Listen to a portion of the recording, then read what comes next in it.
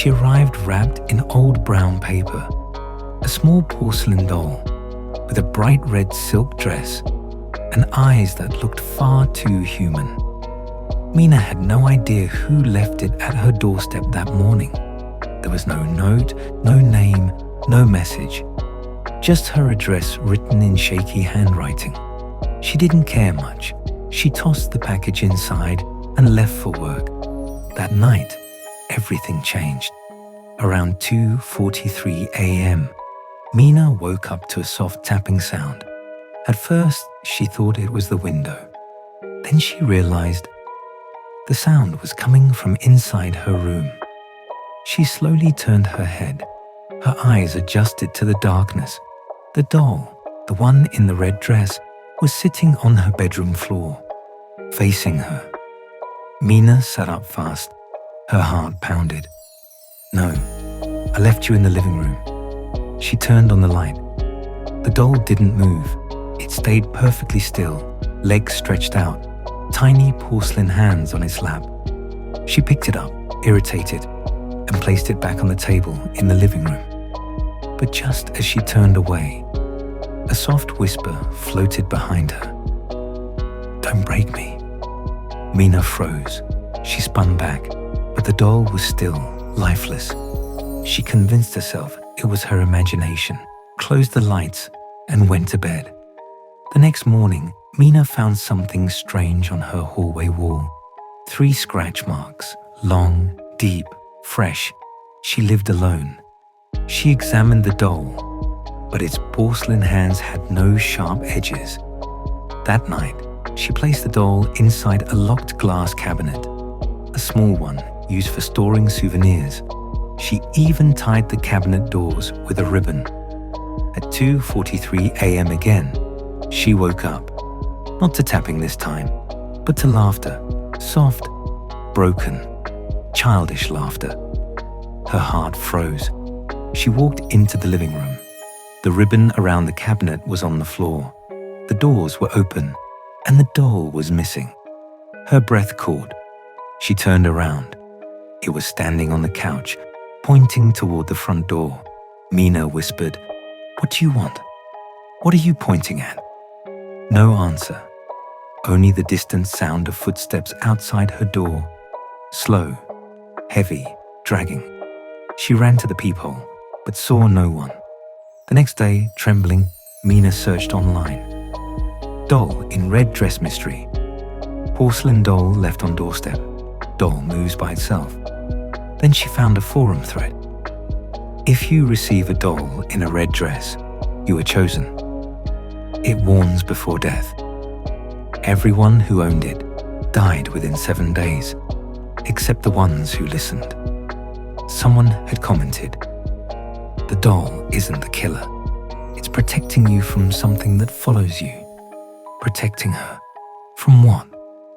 The next afternoon, as she returned home, she noticed a black car parked across her building, engine off, windows tinted, no movement inside.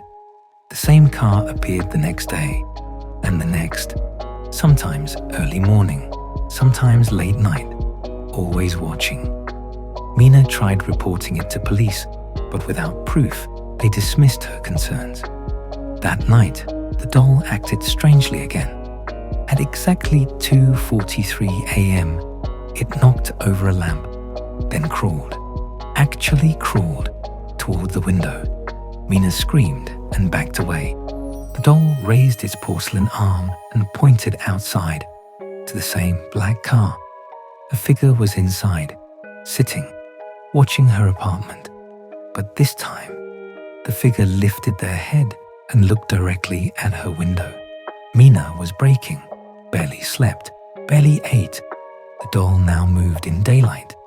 Sometimes she found it on the kitchen counter, sometimes in the hallway. Once, she found it standing right beside her pillow. She decided to get rid of it. She drove far away, miles outside the city, and threw the doll into a river. She watched it sink. A strange relief washed over her. She returned home around midnight, turned on her bedroom light, and dropped her keys. The doll was sitting on her bed, dripping river water, dress soaked, head tilted, and behind it, written on the mirror with wet fingerprints, were the words, "He's coming tonight." Mina screamed and backed into a corner. The doll slowly turned its head toward the window again. Around 3 a.m., she heard someone at her door, not knocking, trying to pick the lock. Metal clinked softly, rhythmically, slow, skilled. She grabbed her phone with shaking hands and hid behind the couch. The lock clicked. Her front door creaked open. A tall man stepped inside, face covered, boots wet, gloved hands holding a knife. He entered with confidence, like he'd been inside before, like he knew every corner. He whispered, "Mina, come out." Her heart slammed into her chest. The doll suddenly moved, crawled toward the man, and threw itself at his feet. He stumbled backward, startled, dropping the knife. The distraction gave Mina a moment. She sprinted outside, screaming. Neighbors rushed out. Lights flicked on. Police were called. The man ran, but was caught 2 blocks away. At the police station, Mina learned the truth. The stalker had been following her for weeks. He broke into homes, heard women, watched them first, learned their routines, and Mina had been on his list.